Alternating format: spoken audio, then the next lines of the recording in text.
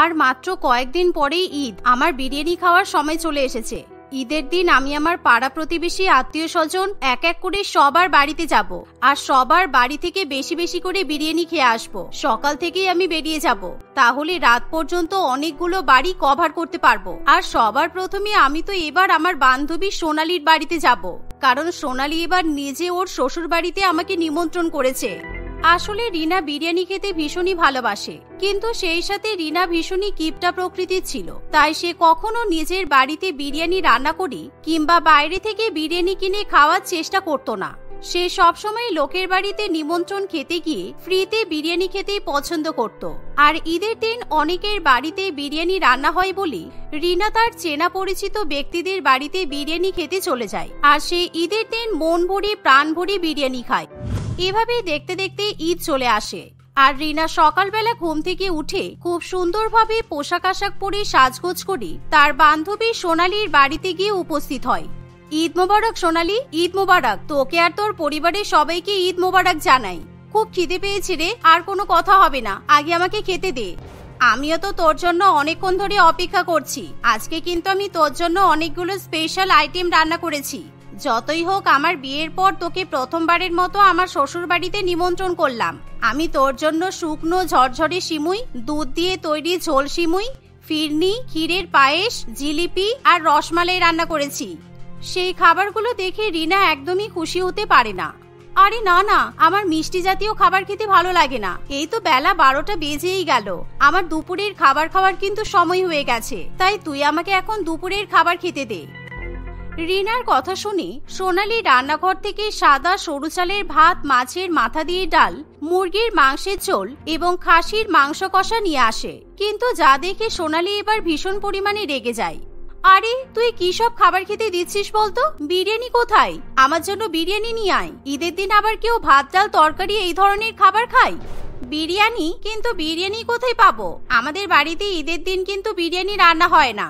আমরা সারা মাস রোজা করে থাকি, তাই ঈদের দিন ভারী কোনো খাবার খেলে আমাদের শরীর খারাপ করে, সেই জন্য আমরা সাধারণ খাবার খেয়ে থাকি। কিন্তু তোকে যেহেতু আজকে বাড়িতে নিমন্ত্রণ করেছি বলে, তাই তোর জন্য আলাদা করে মাছ, মুরগির মাংস, খাসির মাংস সবই আমি রান্না করলাম। কি বলছিস কি? আমি বিরিয়ানি ছাড়া ঈদ কখনো কল্পনাই করতে পারি না। ঈদে বিরিয়ানি না খেলে হয় নাকি? তুই তো জানিস আমি বিরিয়ানি খেতে কতটা ভালোবাসি। এগুলো রান্না না করি তুই তো আমার জন্য বিরিয়ানি রান্না করতে পারতিস। ইস, আমি যদি আগে জানতাম তুই ঈদের দিন আমাকে এরকম সাদা ভাত তরকারি খাওয়াবি, তাহলে আমি তোর বাড়িতে কিছুতেই আসতাম না। পুরো মুডটাই নষ্ট হয়ে গেল। এই বলে রিনা তখনই তার বান্ধবীর বাড়ি থেকে বেরিয়ে যায়, আর সে মনে মনে তার বান্ধবীর উপর ভীষণ পরিমাণে রেগে থাকে। আর কিছুক্ষণ ধরে রিনা ভাবনা চিন্তা করার পর তার মামাতো বোন পিয়ালি শ্বশুর বাড়িতে গিয়ে পৌঁছায়। আর প্রথমবারের মতো নিজের শ্বশুর বাড়িতে রিনাকে দেখতে পেয়ে পিয়ালি একেবারে চমকে ওঠে। আরে দিদি, হঠাৎ করে তুমি আমার বাড়িতে? আমাকে একবার ফোন করবে তো? তুমি ঈদের দিন আমার বাড়িতে আসবে আমি তো ভাবতেই পারিনি। তুমি একা এসেছো? জামাইবাবুকে সঙ্গে করে নিয়ে আসোনি কেন? আরে না না, আসলে আমি আমার বান্ধবী সোনালীর বাড়িতে এসেছিলাম। এখান থেকে 5 মিনিট দূরেই ওর বাড়ি, তাই ভাবলাম একবার তোর শ্বশুর বাড়ি থেকে ঘুরে যাই। খুব ভালো করেছো, চলো। আমরা এই খাওয়া দাওয়া করতেই বসেছিলাম, তুমিও আমাদের সঙ্গে বিরিয়ানি খাবে, চলো। এমন সময় টেবিলের উপর বিরিয়ানি দেখতে পেয়ে রিনার মন একেবারে আনন্দে নেচে ওঠে, আর সে 1 সেকেন্ডও সময় অপচয় না করে তাড়াতাড়ি বিরিয়ানি খেতে বসে পড়ে। আরে পিয়ালি, আমাকে আরো বেশি করে বিরিয়ানি দে। আসলে আমার খুব খিদে পেয়েছে। আজকে ঈদের দিন সকাল থেকে আমি কিছুই খাইনি, আর আমার কিন্তু বিরিয়ানি খেতে খুব ভালো লাগে, তাই অল্প করে বিরিয়ানি দিলে চলবে না? এভাবেই রিনা সেদিন পিয়ালির বাড়িতে ইচ্ছা মতো বিরিয়ানি খেয়ে নেয়। আর পেট ভরে বিরিয়ানি খাওয়ার পর সে পিয়ালিদের বাড়িতেই কিছুক্ষণ বিশ্রাম নেয়। যাক, বিরিয়ানি খাওয়ার পর প্রায় 1 ঘন্টা হয়ে গেছে। এবার অন্য কারোর বাড়িতে গিয়ে অন্য স্বাদের বিরিয়ানি ট্রাই করতে হবে। পিয়ালি ঠিকঠাক ভাবে বিরিয়ানি রান্না করতেই পারেনি, সেই জন্য তো আমি বেশি বিরিয়ানি খেতেই পারলাম না। এবার কার বাড়িতে যাওয়া যায়? এমনই ভাবনা চিন্তা করে রিনা পিয়ালিদের বাড়ি থেকে বেরিয়ে যায়। আর কিছুক্ষণের মধ্যেই সে তার কাকু এবং কাকিমাদের বাড়িতে চলে যায়। কিন্তু তারা রিনাকে দেখে মোটেই খুশি হয় না, কারণ রিনার কাছের আত্মীয় স্বজন খুব ভালো মতোই রিনার স্বভাবের ব্যাপারে অবগত থাকে। উফ, যেটার ভয় পাচ্ছিলাম সেটাই হলো। ঠিক ঈদের দিন আমার বাড়িতে বিরিয়ানি খেতে চলে এসেছে। এবার একাই 10 জনের বিরিয়ানি খেয়ে তারপর বাড়ি যাবে, আর ভালো লাগে না। কাকি কেমন আছো তুমি? তুমি তো এবার আমাকে ঈদের দিন নিমন্ত্রণ করতে ভুলেই গেছো, কিন্তু আমি তোমাদের বাড়িতে আসার কথা একদমই ভুলিনি। তোমাদের বাড়িতে না এলে আমার তো ঈদ বলে মনেই হয় না। দাও দাও, তাড়াতাড়ি আমাকে বিরিয়ানি খেতে দাও, খুব খিদে পেয়েছে। আসলে তুমি এত ভালো বিরিয়ানি রান্না করো যে তোমার হাতের বিরিয়ানি না খেলে আমার ঈদ যেন কমপ্লিট হতেই চায় না। সেই জন্য তো প্রত্যেক বছর তোমার কাছে বিরিয়ানি খেতে চলে আসি। রিনার মুখে এরকম কথা শুনি সোয়েবা বানুর ভীষণ রাগ হয়, কিন্তু তার কিছু করার থাকে না। সে ঈদের দিন বাড়ির অতিথিকে কিছুতেই অপমান করতে চায় না, তাই সে রিনাকে বিরিয়ানি পরিবেশন করে খাওয়ায়। আর এভাবেই রিনা ঈদের দিন সকাল থেকে রাত পর্যন্ত প্রায় 12 জনের বাড়িতে নিমন্ত্রণ খাওয়ার পর রাত্রিবেলা পেট মোটা করে নিজের বাড়িতে ফিরে যায়। জানো রাকেশ, আমি গত বছর 8 জনের বাড়িতে বিরিয়ানি খেয়েছিলাম, আর এবছর আমি 12 জনের বাড়ি থেকে বিরিয়ানি খেয়ে এলাম। এর পরের বছর আমি তো অন্তত পক্ষে 20টা বাড়িতে বিরিয়ানি খেতেই যাব। এটাই আমার পরের বছর ঈদের টার্গেট। এতটাও লোভী হয় কিন্তু ঠিক নয়। তোমার বাড়িতে তো কোনো কিছুর অভাব নেই, তুমি চাইলেই তো বাড়িতে অনেক বিরিয়ানি রান্না করে খেতে পারো। শুধুমাত্র কিপটামের জন্যই তো তুমি বাড়িতে বিরিয়ানি রান্না করতে চাও না, আর আমাকেও তো বাইরের রেস্টুরেন্ট থেকে বিরিয়ানি কিনে নিয়ে আসতে দাও না। এরকম ফ্রিতে বিরিয়ানি খাওয়ার চক্করে পড়ে তোমাকে একদিন বিপদে পড়তে হবে। রিনা রাকেশের কোনো কথাতে পাত্তা দেয় না, সে চুপচাপ নিজের ঘরে গিয়ে শুয়ে পড়ে। আর এভাবেই 3-4 বছর কেটে যায়।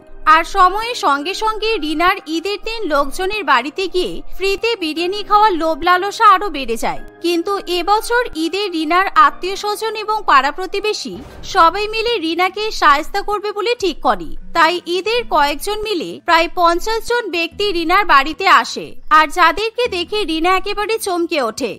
রিনা, আমরা সবাই ঈদের দিন তোর বাড়িতে যেচে পড়ে নিমন্ত্রণ নিতে এসেছি।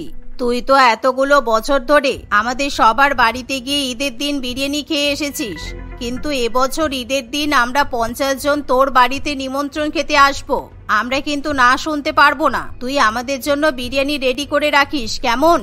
এরকম কথা শুনে রিনা ভীষণ পরিমাণে চাপে পড়ে যায়। সর্বনাশ করেছে, এ তো আমি আমার জীবনে বড় বিপদ ডেকে নিয়ে এলাম। কালকে আমি 50 জনকে কিভাবে বিরিয়ানি খাওয়াবো? 50 জনকে বিরিয়ানি খাওয়াতে গিয়ে আমার তো প্রায় 30,000 টাকা খরচা হয়ে যাবে। না না না, ঈদের দিন আমি নিজের এত বড় ক্ষতি করতে পারবো না। আমাকে কিছু একটা উপায় তো বের করতেই হবে। এভাবে রিনা নানান রকম ভাবনা চিন্তা করতে থাকে, আর সে কিছুতেই টাকা খরচা করে বাড়িতে বিরিয়ানি রান্না করতে চায় না। বুঝেছি, কালকে আমাকে কারোর একটা বাড়ি থেকে বিরিয়ানি চুরি করতে হবে, তা না হলে আমি 50 জনকে কিছুতেই বিরিয়ানি খাওয়াতে পারবো না। আমি টাকা খরচ হবে বলে এবছর ঈদের দিন নতুন জামা পর্যন্ত কিনিনি, সেখানে নাকি আমি সবাইকে 30,000 টাকা খরচা করে বিরিয়ানি খাওয়াবো? হতেই পারে না। এভাবেই রিনা মনে মনে আকাশ পাতাল ভাবনা চিন্তা করতে থাকে। আর সে যখনই 50 জনকে বিরিয়ানি রান্না করে খাওয়ানোর কথা ভাবে, তখনই তার প্রাণ একেবারে কেঁদে ওঠে। আর ঠিক তখনই সেখানে রাকেশ এসে বলে, কি হলো রিনা, এত ভাবনা চিন্তা করছো কেন তুমি? কালকে আমাদের বাড়িতে অতিথিরা বিরিয়ানি খেতে আসবে, তাই এটা নিয়ে মন খারাপ করার কোনো প্রয়োজন নেই। তুমি এতদিন পর্যন্ত অনেকের বাড়িতেই তো বিরিয়ানি খেয়েছো, এবার তোমারও সবাইকে বিরিয়ানি রান্না করে খাওয়ানোর পাল্লা। আর ঈদের দিন বাড়িতে অতিথি আসলে কখনো মন খারাপ করতে নেই, বরং খুশি হতে হয়। এই নাও 30,000 টাকা রাখো, কালকে বাড়িতে বিরিয়ানি রান্না করার ব্যবস্থা করবে, কেমন? রাকেশের হাতে 30,000 টাকা দেখে রিনার চোখ লোভে একেবারে চকচক করে ওঠে। না মানে রাকেশ, আমি সবাইকে বিরিয়ানি খাওয়াবো ঠিকই, কিন্তু আমি ঈদের দিন কষ্ট করে বাড়িতে 50 জনের জন্য বিরিয়ানি রান্না করতে পারবো না। তাই আমি একটা রেস্টুরেন্ট থেকে বিরিয়ানি কিনে নিয়ে চলে আসবো। বিরিয়ানি বাড়িতে রান্না করি কিংবা কিনে নিয়ে আসি, একই তো ব্যাপার হলো, বলো? রাকেশ রিনার কথা খুব সহজেই মেনে নেয়। আর ঈদের দিন ভোরবেলা রিনা চুপি চুপি বাড়ি থেকে বেরিয়ে যায়। আর সে প্রথমে একটা বড় রেস্টুরেন্টে যায়, আর সেখান থেকে সে বিরিয়ানি চুরি করার চেষ্টা করলেও কিছুতেই বিরিয়ানি চুরি করার সুযোগ পায় না। তাই সে মন খারাপ করে বাড়িতে ফিরে আসে। আর এমন অবস্থায় রিনা কি করবে কিছুই বুঝে উঠতে পারে না। আর দেখতে দেখতে সকাল 10টা বাজতে না বাজতেই রিনার নাকে খুব সুন্দর একটা বিরিয়ানির সুগন্ধ আসে। আর সেই বিরিয়ানির সুগন্ধকে অনুসরণ করে রিনার রূপালীদের বাড়িতে গিয়ে পৌঁছায়। সেখানে গিয়ে রিনা বিরিয়ানি ভর্তি একটা বড় হাড়ি দেখতে পায়, আর যা দেখে রিনার ভীষণ পরিমাণে লোভ হয়। আমি রূপালীদের বাড়ির পেছনে লুকিয়ে থাকি, যখন কেউ থাকবে না তখন বিরিয়ানির হাড়িটা আমি নিজের বাড়িতে নিয়ে চলে যাব। আর ঈদের দিন আমি যে কারোর বাড়ি থেকে বিরিয়ানি চুরি করতে পারি, এটা তো কেউ ভাবতেই পারবে না। এভাবে রিনা অনেকক্ষণ ধরে অপেক্ষা করতে থাকে। আর সে যখন সুযোগ পায় তখনই বড় বিরিয়ানির হাড়ি নিয়ে রিনা নিজের বাড়িতে পৌঁছে যায়। কিন্তু দুর্ভাগ্যবশত এমন সময় রূপালীর স্বামী সাহিল তাকে দেখে ফেলে। তাই তখনই রূপালী এবং সাহিল দুজনে মিলে রিনার বাড়িতে ঝগড়া করতে চলে আসে। ছি, তোমার লজ্জা করলো না ঈদের পবিত্র দিনে এরকম একটা জঘন্য কাজ করতে? এতদিন পর্যন্ত সবার বাড়িতে ঈদের দিন বিরিয়ানি খেয়ে এসেছো, আর আজকে ঈদের দিন বিরিয়ানি চুরি করলে? আমার তো মনে হয় তোমাকে পুলিশে দেওয়া উচিত। এমন সময় রিনার বাড়িতে একে একে 50 জন অতিথি এসে উপস্থিত হয়। আর সবাই যখন জানতে পারি রিনা অতিথিদেরকে বিরিয়ানি খাওয়ানোর জন্য এরকম প্রতিবেশীদের বাড়ি থেকে বিরিয়ানির হাড়ি চুরি করেছে, তখন সবাই মিলে রিনাকে উল্টোপাল্টা কথা শোনায়। এমনকি রিনার স্বামী রাকেশও রিনার উপর রেগে যায়।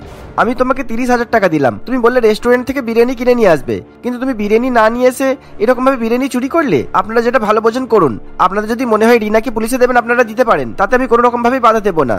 এমত অবস্থায় রিনা নিজের ভুল বুঝতে পারি আর সে অঝোর নয়নে কাঁদতে শুরু করে দেয়। আপনারা আমাকে ক্ষমা করে দিন, আমি ভুল করে ফেলেছি, আমি এরকম কখনো করব না। পবিত্র ঈদের দিনে এরকম লোকের বাড়ি থেকে বিরিয়ানি চুরি করা আমার একদমই উচিত হয়নি। আর আমি কখনো যেচে পড়ে কারোর বাড়িতে নিমন্ত্রণ খেতে যাব না। ফ্রিতে বিরিয়ানি খাওয়ার লোভ লালসা আমি আজ থেকে ত্যাগ করলাম।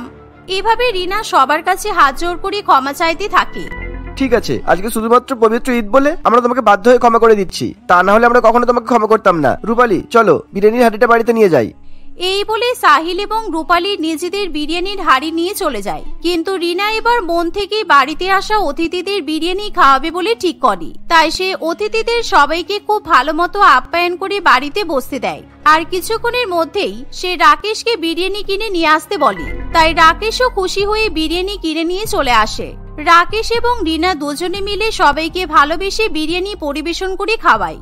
আর প্রথমবার মন থেকে অতিথিদের ঈদের দিন বিরিয়ানি খাইয়ে রিনা মনে মনে আলাদাই এক তৃপ্তি এবং আনন্দ উপভোগ করে। আর পরের বছর থেকে রিনা নিজের বাড়িতে এভাবেই সবাইকে নিমন্ত্রণ করে বিরিয়ানি খাওয়াতে থাকে। কতদিন পর বর্ষাকাল আসতে চলেছে। বর্ষাকালে বৃষ্টিতে স্নান করার মজাই আলাদা। আমি মনের আনন্দে এবার বর্ষাকালে বৃষ্টিতে স্নান করব। আমাকে যদি মা আর বাবা আটকায় তাহলে আমি এবার কারোর কথা শুনবো না। কেকা এভাবেই নিজের মনে বর্ষাকালে বৃষ্টিতে ভেজার কথা ভেবে খুবই আনন্দিত হয়। ঠিক সেই সময় বজ্রবিদ্যুৎ সহ ঝমঝমিয়ে বৃষ্টি নেমে আসে। বাইরে বৃষ্টির ফোঁটার শব্দ শুনে কেকা ভীষণ পরিমাণে খুশি হয়। সে নাচতে নাচতে বৃষ্টিতে স্নান করতে বেরিয়ে পড়ে। তাকে বৃষ্টিতে ভিজে স্নান করতে দেখে তার মা কমলা দেবী ভীষণ পরিমাণে রেগে যায় এবং তাকে বাড়ির ভেতরে ডেকে নেয়। এত বড় হয়ে গেছিস, তবুও তোর এখনো আক্কেল হলো না বল? বর্ষাকালে বৃষ্টি পড়লেই বাইরে ঢ্যাং ঢ্যাং করে নাচতে নাচতে স্নান করতে বেরিয়ে যাবি কেন? তোর বাবা তোর বিয়ের জন্য সম্বন্ধ দেখছে, কদিন পরেই তো তোর বিয়ে হবে, তবুও তোর লজ্জা নেই? বিয়ে হওয়ার সাথে বর্ষায় স্নান করার কি সম্পর্ক মা? আমি বর্ষায় বৃষ্টিতে স্নান করতে ভালোবাসি, তার মানে এই নয় যে আমার বিয়ে হবে না। তার তো কোনো বাস্তব ভিত্তি নেই, সুতরাং বৃষ্টিতে ভিজে স্নান করার সময় আমাকে আটকাবে না। কেকার এরকম কথা শুনে তার মা আর কিছু বলে না। দেখতে দেখতে কিছুদিন কাটে। বর্ষায় প্রত্যেকদিন বৃষ্টি পড়লে কেকা এরকমই বৃষ্টিতে স্নান করতে শুরু করে।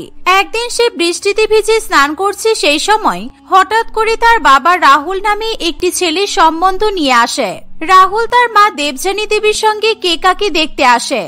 এ বাবা, এত বড় মেয়ে কেমন রাস্তায় ধেই ধেই করে নাচছে, আবার বৃষ্টিতে ভিজে স্নান করছে? ছি ছি ছি, একে তো দেখছি বাবা মা কোনো শিক্ষাই দেয়নি। এরকম মেয়ে যে বাড়ির বউ হয়ে যাবে সেই সংসার একেবারে জ্বালিয়ে পুড়িয়ে শেষ করে দেবে। দেবযানী দেবী তখনও বুঝতে পারে না যে তারা রাহুলের সঙ্গে সেই মেয়েটির বিয়ের কথা বলতে এসেছে। কেকার বাবা সিদ্ধান্ত বাবু ভীষণ পরিমাণে লজ্জায় পড়ে যায়, কিন্তু কেকার সেই দিকে কোনো খেয়ালই থাকে না। কাকু, আর বৃষ্টিতে বেশিক্ষণ দাঁড়িয়ে থাকবেন না, আমরা তো সবাই ভিজেও যাচ্ছি, তারপর বৃষ্টির জলে ভিজলে আমাদের শরীরও তো খারাপ হয়ে যাবে। সিদ্ধান্ত বাবু নিজের মেয়ের এরকম কাণ্ড দেখে নিজেকে আর আটকাতে পারে না। সে তাদের সামনেই কেকাকে বকা দিতে শুরু করে। কেকা সিদ্ধান্ত বাবুর মেয়ে সেই কথা জানতে পেরে দেবযানী দেবী ভীষণ পরিমাণে রেগে যায়। সে কিছুতেই আর কেকাদের বাড়িতে প্রবেশ করতে চায় না। দয়া করে আমার মেয়ের বৃষ্টিতে ভেজা দেখে আপনি খারাপ মেয়ে ভেবে নেবেন না। ও অনেক সংসারী ধরনের মেয়ে, শুধুমাত্র বর্ষায় বৃষ্টির জলে স্নান করতে খুব ভালোবাসে, আর তাছাড়া অন্য কিছু না। কিন্তু আপনারা চিন্তা করবেন না, ও যখন আপনাদের বাড়ির বউ হয়ে যাবে তখন এই সমস্ত অভ্যাসই ত্যাগ করে ফেলবে। সিদ্ধান্ত বাবু অনেক কাকুতি মিনতি করলে দেবযানী দেবী এবং রাহুল তাদের বাড়িতে প্রবেশ করে। কেকা তার এরকম ব্যবহারে ভীষণ পরিমাণে লজ্জা পায়, ফলে তার মুখ থেকে আর কোনো কথা বেরোয় না। দেখুন, আপনার মতো একজন সম্ভ্রান্ত পরিবারের মানুষ আমাকে রিকোয়েস্ট করলো বলে আমি আপনার মেয়েকে দেখতে আসলাম, কিন্তু আমার ছেলের সাথে আপনার মেয়ের বিয়ে দেওয়ার কিছু শর্ত আছে। তার মধ্যে একটা শর্ত হলো আপনার মেয়ে এরকম বিলাল্লাপনা করে ঘুরতে পারবে না। আরে ঠিক আছে মা, চুপ করো না। বৃষ্টিতে স্নান করা নিয়ে কোনো কথা শোনানোর দরকার নেই, বুঝেছো? কেকাকে এমনি তো বেশ ভালোই দেখতে, কি সুন্দর লম্বা লম্বা চুল, টানা টানা পটল চেরা চোখ। আমি ওই সুন্দরী মেয়েকেই বিয়ে করবো। রাহুলের কথা শুনে কেকার বাবা মা ভীষণ পরিমাণে খুশি হয়। নিজের ছেলের মুখের উপর তার মা আর কোনো কথা বলে না। এভাবে কেকার সঙ্গে রাহুলের বিয়ের দিনক্ষণ পাকা হয়। দেখতে দেখতে কিছুদিন কাটে। বর্ষার মধ্যে একটি শুভ দিন দেখে কেকা এবং রাহুলের ধুমধাম করে বিয়ে হয়ে যায়। বিয়ের পর, বৌমা, এত বেলা হয়ে গেল, তুমি এখনো স্নান করছো না কেন? আমি তোমাকে বলেছিলাম মনে নেই? সকাল সকাল স্নান করে রান্নাঘরে ঢুকতে হয়, কিন্তু বেলা 3টে বেজে গেল, তুমি এখনো স্নান করলে না কেন? কি করে স্নান করব বলুন মা? এখনো তো বর্ষার বৃষ্টি নামলো না, আর আমি বর্ষার বৃষ্টির জল ছাড়া স্নান করি না তো। তাই জন্য বৃষ্টি নামবে যখন তখনই স্নান করব, তারপর আপনাদের সবার জন্য রান্না করব। দেবযানী দেবী তার বৌমার এরকম কথা শুনে ভীষণ পরিমাণে অবাক হয়। সে তার বৌমাকে স্নান করার জন্য কিছুতেই রাজি করাতে পারে না। একই বৌমা, ঘরে তুলে নিয়ে আসলাম কি জানি, বলে নাকি বৃষ্টির জলে স্নান করে তারপর রান্না করবে। আমাকে মনে হচ্ছে দুপুরবেলা চিড়ে মুড়ি খেয়েই কাটিয়ে দিতে হবে। এই বলে দেবযানী দেবী একটি কৌটো থেকে চিড়ে এবং মুড়ি বের করে মুখে দেয়। অন্যদিকে কেকা অধীর আগ্রহে বৃষ্টির জন্য অপেক্ষা করতে থাকে। বৃষ্টি কিছুতেই নামতে চায় না। কিছুক্ষণ পর আকাশ ভীষণ পরিমাণে কালো করে আসে এবং ঝমঝম করে বৃষ্টি নেমে আসে। বাইরে বৃষ্টির শব্দ শুনে কেকা ভীষণ পরিমাণে খুশি হয়। রাহুলের অফিস থেকে ফিরতে এখনো দেরি আছে। সেই কখন থেকে স্নান করব বলে বৃষ্টির অপেক্ষা করছিলাম। সারা বেলা কেটে গেল, আমি স্নান করিনি। যাই, এবার বৃষ্টিতে স্নান করে আসি, তারপর রাহুলের জন্য রান্না করব।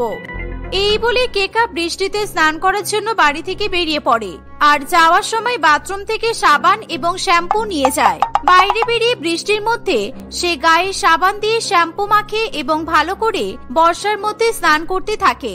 ঠিক এমন সময় তার স্বামী ছাতা মাথায় দিয়ে বাড়ি ফিরছে। তখন সে তার বউকে এভাবে বৃষ্টির মধ্যে বসে সাবান এবং শ্যাম্পু করতে দেখে ভীষণ পরিমাণে অবাক হয়। তোমার মাথা কি খারাপ হয়ে গেছে? তুমি আমাদের বাড়ির বউ হয়ে এখন বৃষ্টির মধ্যে রাস্তায় বেরিয়ে গায়ে সাবান আর শ্যাম্পু দিয়ে স্নান করছো? তোমার জন্য তো দেখছি আমার বাড়ির মান সম্মান সমস্ত কিছুই তো ধুলোয় মিশে যাবে। আরে তুমি এভাবে রিয়াক্ট করছো কেন? তুমি যখন বাথরুমে স্নান করতে যাও তখন কি তুমি সাবান আর শ্যাম্পু ইউজ করো না? ঠিক তেমনই আমি বৃষ্টিতে যখন স্নান করি তখন সাবান আর শ্যাম্পু ব্যবহার করি। সুতরাং আমাকে একেবারে কোনো কথা শোনাবে না বলে দিলাম। এই বলে কেকা আবার নিজের মনে ভালো করে গায়ে সাবান দিয়ে এবং মাথায় শ্যাম্পু ঘষে স্নান করে। রাহুল রাগে গজগজ করতে করতে বাড়ি চলে আসে। বাড়িতে এসে সে তার মাকে এই ব্যাপারে সবকিছু জানায়। এখন আমাকে বলে কোনো লাভ হবে না বাবা। তুমি ওই মেয়ের বড় বড় চুল আর পটল চেরা চোখ দেখে তো বশীভূত হয়ে গিয়েছিলে। এখনো বৃষ্টিতে সাবান শ্যাম্পু মেখে স্নান করাও তোমাকে সহ্য করতে হবে। আমি যে এবার কি করব কিচ্ছু জানি না। অফিস থেকে বাড়ি ফেরার পর রাহুলের ভীষণ পরিমাণে খিদে পায়, কিন্তু সে তার খিদে মেটানোর জন্য কোনো খাবার খুঁজে পায় না। তখন সে তার মায়ের কাছে জানতে পারে যে তার বউ বৃষ্টিতে ভিজে স্নান করার অপেক্ষা করছিল বলে সে কোনো রান্না বান্না করেনি। এই কথা শুনে রাহুলের রাগ আরো দ্বিগুণ হয়ে যায়। সে রাগের মাথায় তার মায়ের মতো কৌটো থেকে মুড়ি এবং চিড়ে নিয়ে খেতে থাকে। ঠিক এমন সময় তাদের প্রতিবেশী কুমারী দেবী মাথায় ছাতা নিয়ে তাদের বাড়িতে আসে। এই দেবযানী, তোমার বৌমার মাথায় কি ছিট আছে গো? আমি বাইরে যা দৃশ্য দেখলাম সেই দৃশ্য দেখে আমি আর নিজেকে আটকে রাখতে পারিনি, তাই জন্য তোমাকে জানাতে চলে এসেছি। কুমারী, আমার আর এক কথা বারবার শুনতে ভালো লাগছে না। জানি আমার বৌমা বৃষ্টিতে স্নান করছে আর গায়ে সাবান শ্যাম্পু মাখছে, সুতরাং এই কথাটা আমাকে আর বারবার বলতে হবে না। আরে না গো, শুধু তাই নয়, আমি যখন ছাদে জামা কাপড় তুলতে গিয়েছিলাম তখন আমি দেখলাম তোমার বৌমা বৃষ্টিতে স্নান করে বাইরেই জামা কাপড় পাল্টে তোয়ালে জড়িয়ে ঘুরে বেড়াচ্ছে। সেই দেখে আমি তো অজ্ঞান হয়ে যাওয়ার মতো অবস্থা হয়েছিল, তাই জন্যই তো তোমাকে ব্যাপারটা বলতে আসলাম। কুমারী দেবীর এমন কথা শুনে দেবযানী দেবী এবং তার ছেলের মাথায় আকাশ ভেঙে পড়ে। কিছুক্ষণ পরে তারা দেখে যে কেকা গায়ে তোয়ালে জড়িয়ে ঘরের ভেতর ঢুকে আসছে। সেই দেখে সকলে মিলে চোখের মধ্যে হাত চাপা দেয়, কিন্তু তাতেও কেকার কিছু যায় আসে না। ইস, আপনারা কি ব্যাকডেটেড? আপনাদের ছেলে যখন স্নান করার পর তোয়ালে জড়িয়ে সারা বাড়িতে ঘুরে বেড়ায় তখন তো আপনারা কেউ চোখ চাপা দেন না, কিন্তু আমি বর্ষায় স্নান করে তোয়ালে জড়িয়ে আসার পর আপনার এরকম অকওয়ার্ড বিহেভিয়ার করছেন কেন? এক্ষুনি যাও, ঘরে গিয়ে শাড়ি পরে আসো। সবার সামনে আমাদের লজ্জায় নাক কাটা গেল। আর দ্বিতীয়বার তুমি যদি বর্ষায় স্নান করতে বেরিয়েছো তাহলে আমার থেকে খারাপ আর কেউ হবে না।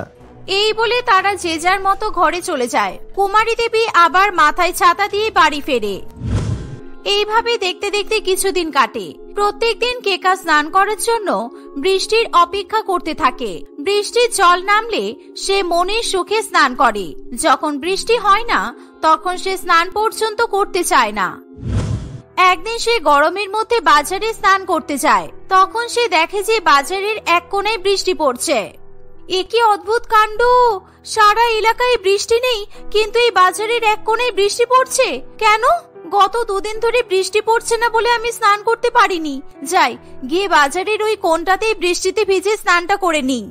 এই বলে কেকা বাজারের কোণায় বৃষ্টিতে ভিজে স্নান করতে চলে যায়। সে যখন বর্ষার জলে মনের আনন্দে স্নান করছে ঠিক সেই সময় একটি লোক চিৎকার করে ওঠে, কাট কাট কাট! এরকম পাগল মহিলা রে বাবা! আমি আমার সিরিয়ালের শুটিং এর জন্য আর্টিফিশিয়াল বৃষ্টি তৈরি করেছি, আর ওই পাগল মহিলা এখানে এসে বৃষ্টিতে ভেজা শুরু করেছে। আমার সিরিয়ালের সিকোয়েন্সটাই নষ্ট করে দিল একেবারে। একদম বাজে কথা বলবেন না।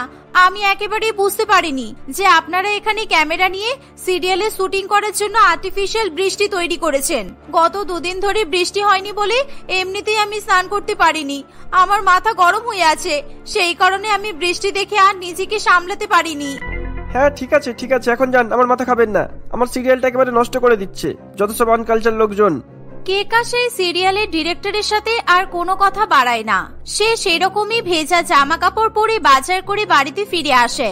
তার শাশুড়ি মা তাকে ভেজা জামা কাপড়ের কারণ জিজ্ঞাসা করলে সে তার শাশুড়ি মাকে সব কথা বলে। ভালোই হয়েছে, ওই ভদ্রলোক তোমাকে গালাগালি দিয়েছে। যে কাজটা এতদিন আমি আর আমার ছেলে করতে পারিনি সেই কাজটা ওই লোকটা করে দেখিয়েছে। এখন যদি তোমার এরকম বর্ষায় স্নান করার পাগলামিটা বন্ধ হয়। এইভাবে দেখতে দেখতে 15 দিন কাটে, কিন্তু এই 15 দিনের মধ্যেও বৃষ্টির দেখা কিছুতেই পাওয়া যায় না। এর ফলে কেকার একেবারে স্নান করা হয় না। 15 দিন স্নান করতে না পেরে কেকার শরীরে অসুস্থতার চিহ্ন দেখা দিতে শুরু করে। তার চুলে জট পড়ে উস্কো খুস্কো হয়ে যায় এবং মাথায় অনেক অনেক উকুন বাসা বাঁধে। ডিহাইড্রেশনের কারণে তার গায়ের চামড়া শুকিয়ে গিয়ে গা থেকে চামড়া উঠতে শুরু করে। সেই দেখে তার পরিবারের সকলে খুবই ভয় পেয়ে যায়। দয়া করে তুমি এবার স্নান করো কেকা, আর বর্ষায় স্নান করার অপেক্ষা করো না, কারণ তোমার এইরকম অসুস্থ শরীর আমি আর চোখে দেখতে পাচ্ছি না। আমরা চাই না তোমার কোনো রকমের বড় ক্ষতি হয়ে যাক। শোনো, আমাকে এসব ফালতু কথা একেবারে বলবে না। তুমি বরঞ্চ বর্ষার আকাশকে বলো বৃষ্টি দিতে। একবার যদি আকাশ থেকে বৃষ্টি পড়ে তাহলে আমি স্নান করে নেব। রাহুল তার বউয়ের এরকম কথা শুনে ভীষণ পরিমাণে ভয় পেয়ে যায়। রাহুল এবং তার মা জোর করলেও কেকাকে স্নান করাতে পারে না। হঠাৎ করে কেকা ভীষণ পরিমাণে অসুস্থ বোধ করতে শুরু করে এবং তার শ্বাসরুদ্ধ হয়ে সে অজ্ঞান হয়ে পড়ে যায়। এমন দৃশ্য দেখে তার স্বামী এবং শাশুড়ি মা খুবই ভয় পেয়ে যায়। তারা সেই মুহূর্তে কেকাকে হসপিটালে নিয়ে যায়। ডাক্তারবাবু কেকার এরকম ভয়াবহ দৃশ্য দেখে সঙ্গে সঙ্গে তার চিকিৎসা করা শুরু করে।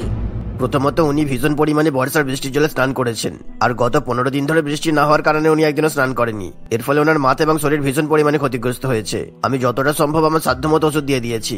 এখন তো আপাতত সুস্থ আছেন, কিন্তু এর পরেও যদি উনি বৃষ্টিতে স্নান করেন তাহলে আর ওনাকে বাঁচানো সম্ভব হবে না, কেননা বৃষ্টির জলে এক রকমের অ্যাসিড থাকে যেটা ওনার শরীরে ভীষণ পরিমাণে ক্ষতি করে দেবে। এখন আপনারা ওনার সাথে দেখা করতে পারেন, ওনার জ্ঞান ফিরে এসেছে। এই বলে ডাক্তারবাবু সেখান থেকে চলে যায়। ঠিক সেই সময় ঝমঝমিয়ে বর্ষার বৃষ্টি নেমে আসে। এরকম বৃষ্টি দেখে রাহুল এবং তার মা দুজনেই খুবই ভয় পেয়ে যায়। তাড়াতাড়ি চল, ডাক্তারবাবু কি বললো শুনিসনি? বৌমার জ্ঞান ফিরে এসেছে।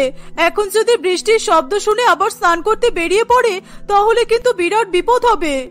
দেবযানী ও রাহুল কেকাকে দেখতে চলে যায়। তারা দেখে যে কেকা বিছানায় শুয়ে শুয়ে জানালার দিকে তাকিয়ে বৃষ্টি দেখছে। এরকম দৃশ্য দেখে তারা দুজনেই স্বস্তির নিঃশ্বাস ফেলে। তোমরা আর চিন্তা করো না, আমি যে পরিমাণে শারীরিক কষ্ট ভোগ করেছি তারপর আমি আর কখনো বৃষ্টিতে স্নান করার কথা ভাববো না। আমি এরপর থেকে সাধারণভাবে স্নান করেই বেঁচে থাকবো। কেকা আর কখনো বৃষ্টি পড়লে স্নান করার কথা চিন্তা করে না। সে সকলের মতো স্বাভাবিকভাবে বাথরুমে গিয়ে স্নান করে। এর ফলে কখনো তার আর শরীর খারাপ করে না। এভাবে সে তার পরিবারের সঙ্গে হাসি খুশি সংসার করতে থাকে।